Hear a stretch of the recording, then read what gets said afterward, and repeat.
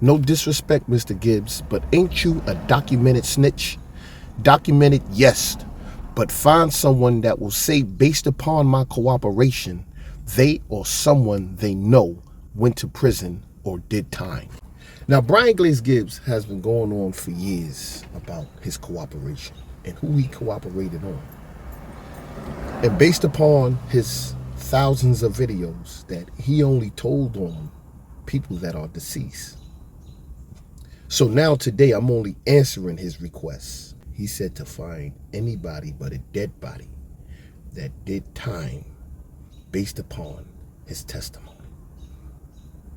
Oh, let it be duly noted that this is going to be a 3-part series, because after this video right here, he's going to get all of his panties in a bunch and he's going to come back and attack me, opposed to standing on a statement that he made that he wants somebody to prove that there's a living being that's serving time or did time based upon his statements. United States versus Brian Gibbs, aka Glaze. Dear Judge Coran, this letter describes the cooperation of Brian Gibbs, who is scheduled to be sentenced on February 27th, 1992. Based on Gibbs' cooperation, we move for a downward departure from the applicable sentencing guidelines range of life imprisonment. Also, because of the extraordinary scope and value of Gibbs' cooperation, we recommend that the departure be a substantial one. United States versus Gerald Miller, aka Prince. In addition to intelligent information, Gibbs has provided concrete information concerning 2 violent crimes committed by Miller: the rape and torture of Danita Owens, described above, and a similar assault on a Miller worker. Other Queens drug traffickers. Gibbs has provided valuable intelligent information concerning drug trafficking, some of it ongoing by various other individuals in Queens.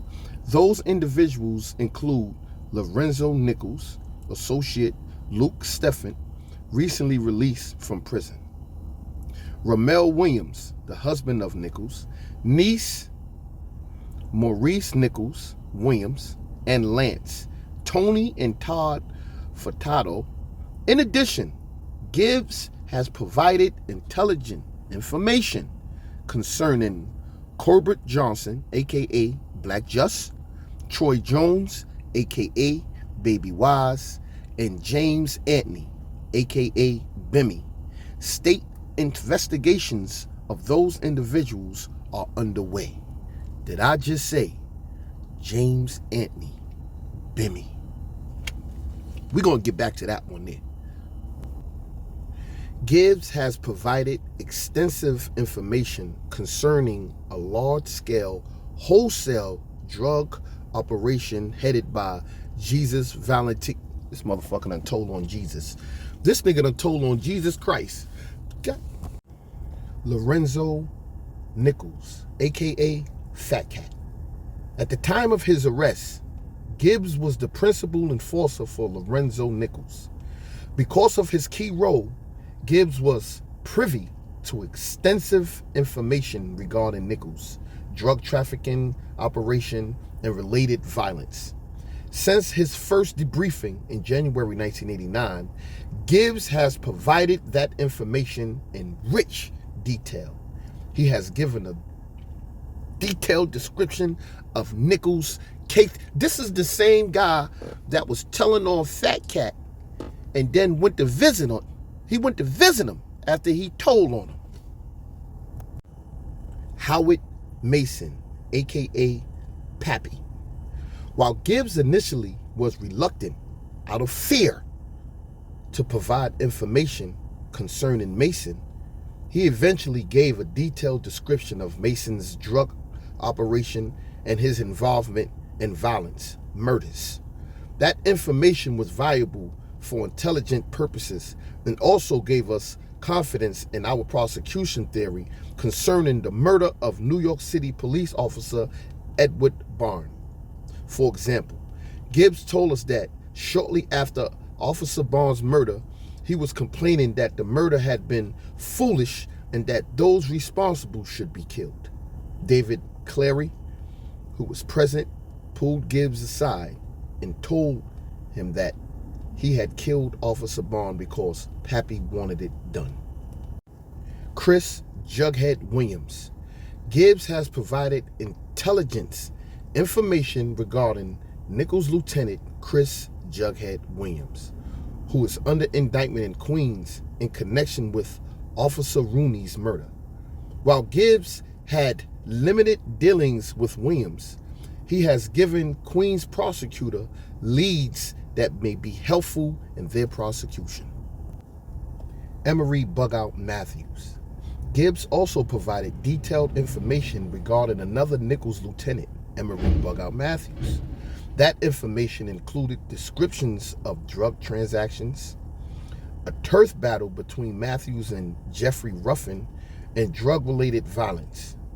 When confronted with the details Gibbs provided, Matthews agreed to cooperate as well with Gibbs and pled guilty to engaging in a continued criminal enterprise. Joseph Bobo Rogers. As the court is aware, Joseph Bobo Rogers cooperated with this office and was a key witness at the trial of Howard Mason, along with Gibbs. We believe that the prospect of Gibbs' testimony was instrumental in obtaining Rogers' guilty plea and cooperation. Also, Gibbs' information was invaluable in ensuring that Rogers' cooperation was substantially complete, as we regularly confronted Rogers with details provided by Gibbs. On nearly every occasion, Rogers acknowledged the accuracy of Gibbs' information. Now, I named about 6 to 8 people that are alive and well and still serving time. And one of them was deceased, and that's Jesus himself. So what this guy is going to do is he's going to say, I never went to trial or testified on nobody. Majority of them guys was facing life in prison, was facing the death penalty. And based on Brian Glaze Gibbs' cooperation, his testimony would have gave them life imprisonment or killed them. So rather than go to trial and risk being murdered, they copped out. And they not only copped out based on their own criminal behaviors, they helped save other lives. Now, when it comes to Bimmy, as I said, we're going to get back to that. Now you can see the whole spectrum of things. While Brian Glaze Gibbs goes so hard on Bimmy Anthony and why he has this vendetta against him. Because he not only provided information on Bimmy and this continued criminal enterprise that went on, but Bimmy went to prison, served his time, came home, and got around the rat loop. So Glaze is still upset. Not only behind that, but Glaze is also upset that Bimmy was boning his girlfriend. It's so many different things that you people are not aware of when it comes to Brian Glaze Gibbs. And there's no personal attack with me against him because I don't know him, never met him, don't care to see him. Because I know if I do, he might tell on this bull on my hat. He might tell on, who knows? This guy told on Jesus. Only person he didn't tell on was God himself. So he asked for this. He asked that someone provide information showing that his cooperation and his testimony got people time in prison.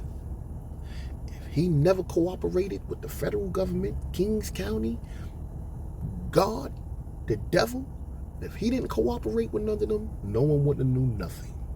But now, this is the crazy part. This guy is laying up in the witness protection program, setting cameras up and making videos and giving you, viewers, information about things that's going on all over the world from his witness protection room. How can he know what's going on anywhere from a witness protection room? And y'all care to listen. This guy can give you information about anything. I think after he told on Jesus, he was risen to the seat of the Father. Something happened here. How can he know all this information about everybody but a dead body? Talk back to 10. I'm talking to you. This is part 1. Be ready for part 2.